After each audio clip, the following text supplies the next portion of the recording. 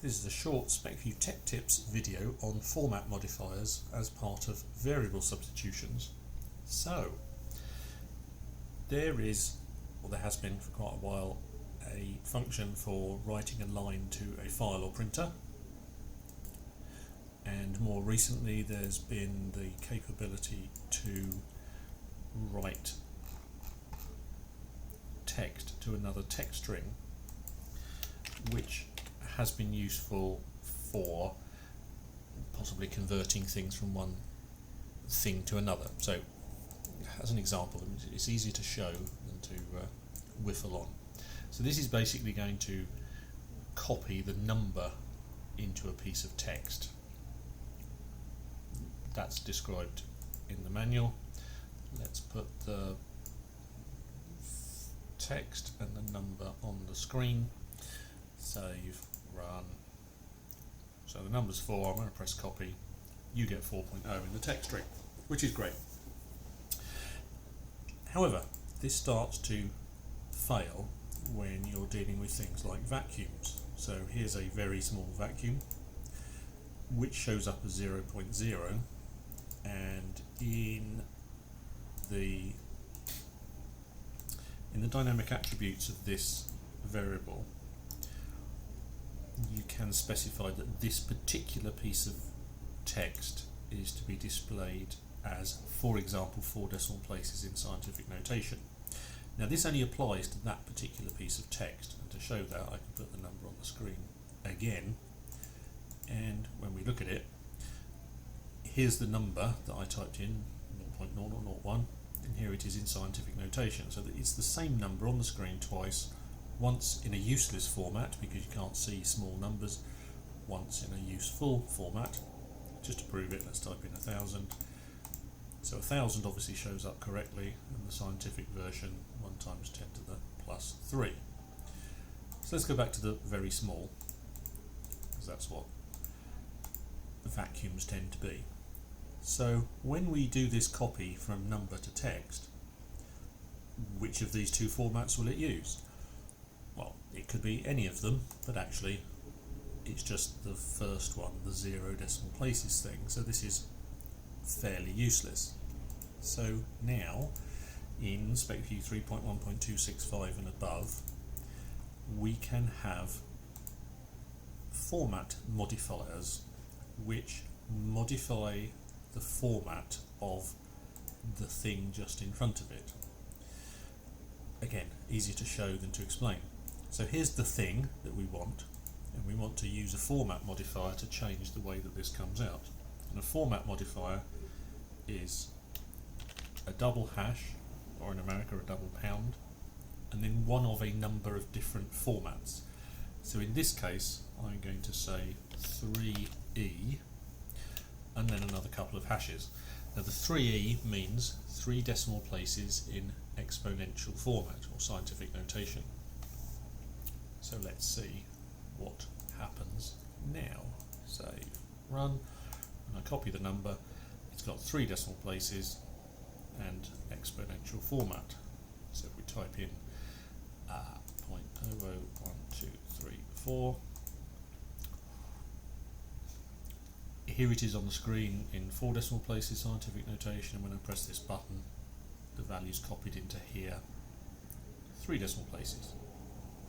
All fine and good. So we can now start to play around with some different format specifiers. I've got them in a Word document. Press pause here if you want to read them. So we've got exponential format, things like 4e, 2e gives these examples.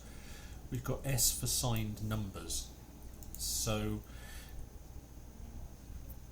if the value is a floating point number, then this would give the number of decimal places. So in this case 3s means 12.345, but if it's an integer it's 0 pads for length, so something like 08s might give a 0 padded thing from an integer. Now why might you want that?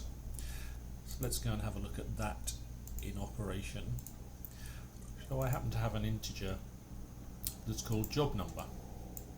So this job number could be managed by a strategy controller where every time you run a process the job number gets incremented, but you need it as a, let's say, 5-digit 0 padded number.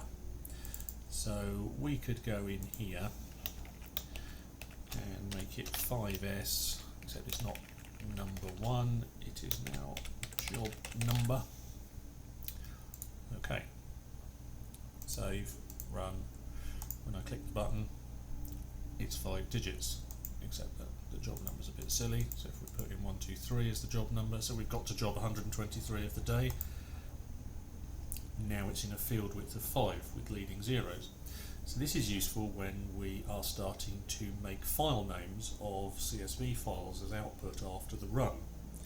But CSV files often need the date and time, and historically in SpecView we've gone to file preferences, and excuse the delay here, it's looking at all sorts of things on my PC, and on the display tab we have a date and time format.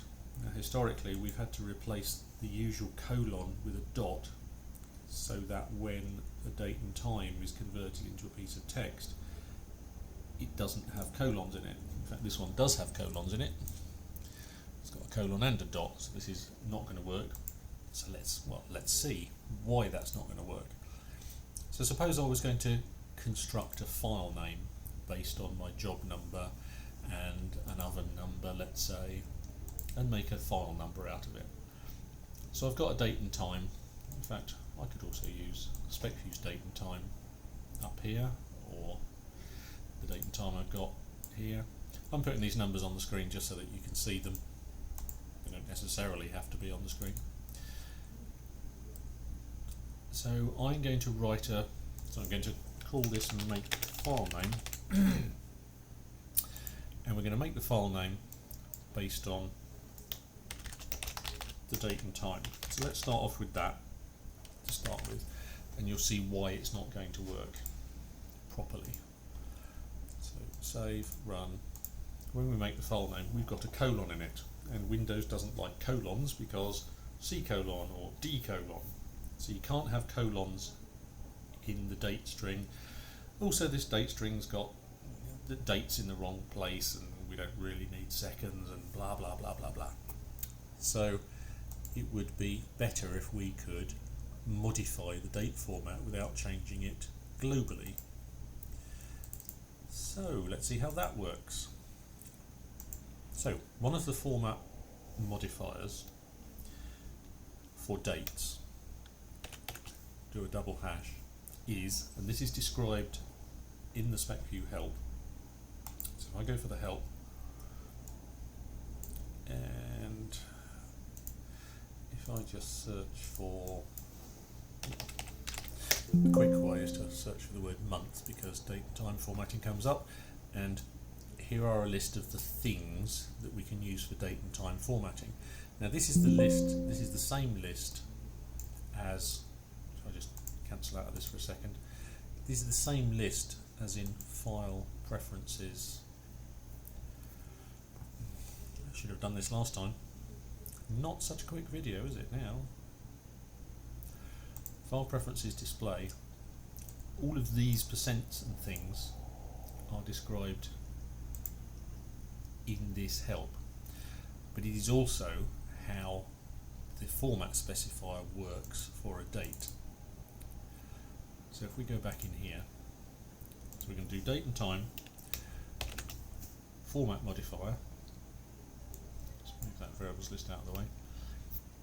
So it might be better to have the year first, so %Y, then a month, so small m is the month as a decimal number, %small m, missed, %small m, then the day, so %small d, %small d, then an underscore, and then the hour, minute, second, the hour and minute, so %h, big M is the minute, as it says here,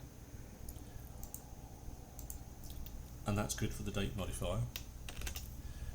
So that modifies the date to be year, month, day, hour, minute. Then I can add, for example, oven1 underscore job underscore, and the job number is going to come from that integer or called job number. So job number %% with a format specifier of #7s because I want it to be 7 digits long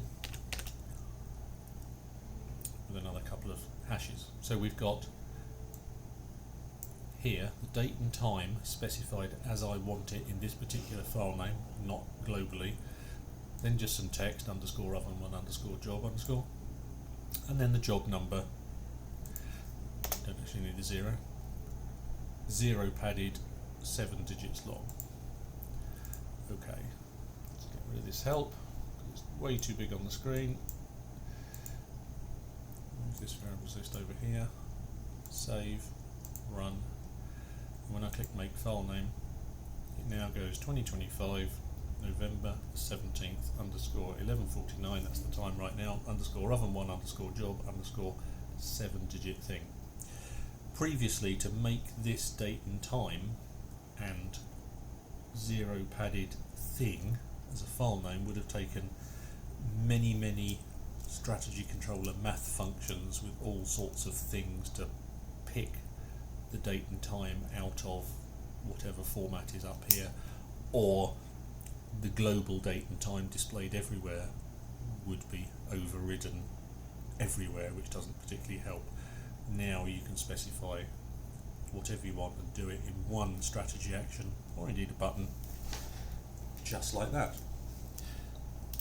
Let's go back to the list of format modifiers. Oh, not in Excel, it's in Word, sorry. Other ones that we can do, unsigned numbers. So sometimes when reading a word from a PLC or something, when the value goes above 32767, it sometimes turns negative depending on the PLC and the way that SpecView's done it. So this can display it as unsigned. If you want it in hex, you can have it in hex. If you want it in binary, you can have it in binary. So that's interesting because, again, if you've got a word from a PLC that you want to split out into all the different binary components, you can do that. And here are the date and time specifiers. This all works from version 3.1.265 onwards, and these format modifiers are described in the variable substitutions section in the main SpecView help. So you can look it up there. You click that again, and you've now got a different number. And if I increment the job number a few and click it, there we are. So there's lots of different places you can do that, and one final place that it might be useful to do is, let's move some of this stuff out of the way.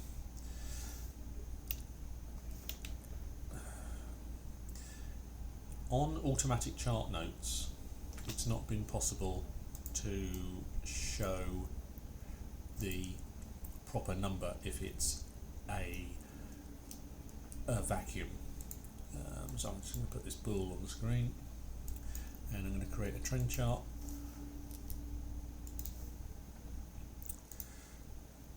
Where's my trend chart tool? Here. So here's a trend chart. Excuse me.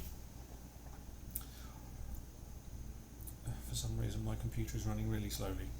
So I'm going to put a number in here. I'm going to go for chart notes, create an automatic chart note. The automatic chart note is going to be based on this boolean. Well, I'd do if I copied it to the right place. That's obviously not working properly. Don't know why. I'm going to reset the bool. I'm going to associate it with number 1. I'm going to make it appear expanded on creation, and the text is auto noted that number 1 was. There, I can type that in, or can use the format specifiers. So again, number 1, format specified to be 3dp exponential format.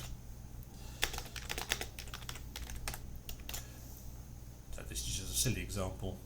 Auto noted that number 1 was, this will be the default representation, and this will be 3 decimal places scientific notation specifically. So if we let that run, where's the number? I put the number behind there. Okay, so save, run.